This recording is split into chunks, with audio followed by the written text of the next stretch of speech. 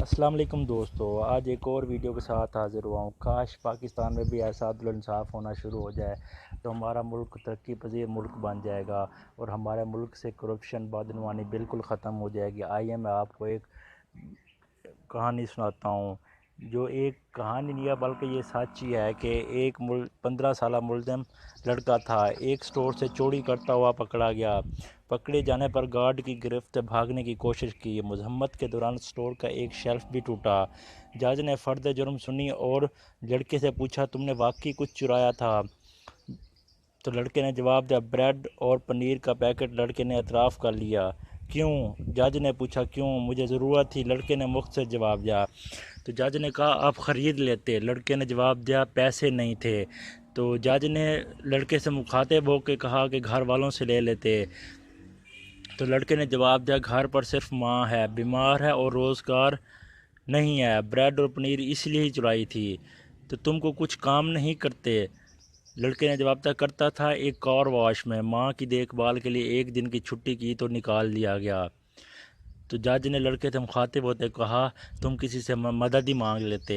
تو لڑکے نے جواب دیا، صبح سے مانگ رہا تھا، کسی نے ہیلپ نہیں کی۔ جرا ختم ہوئی اور جج نے فیصلہ سنانا شروع کر دیا۔ چوری اور خصوصاً بریڈ کی چوری بہت ہولناک جرم ہے اور اس جرم کے ذمہ دار ہم سب ہیں۔ عدالت میں موجود ہر شخص مجھ سمیت اس چوری کا مجرم ہے۔ میں یہاں موجود ہر فرد اور خود پر $10 جرمانہ عائد کرتا ہوں۔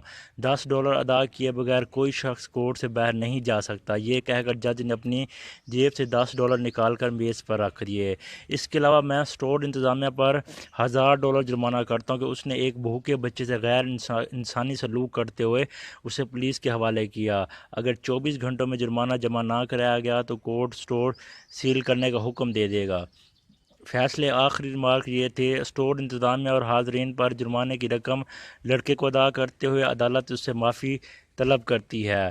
فیصلہ سننے کے بعد حاضرین تو اشک بار تھے ہی تھے، اس لڑکے کی تو گویا ہچکیاں بند گئی تھیں اور وہ بار بار جج کو دیکھ کر رہا تھا۔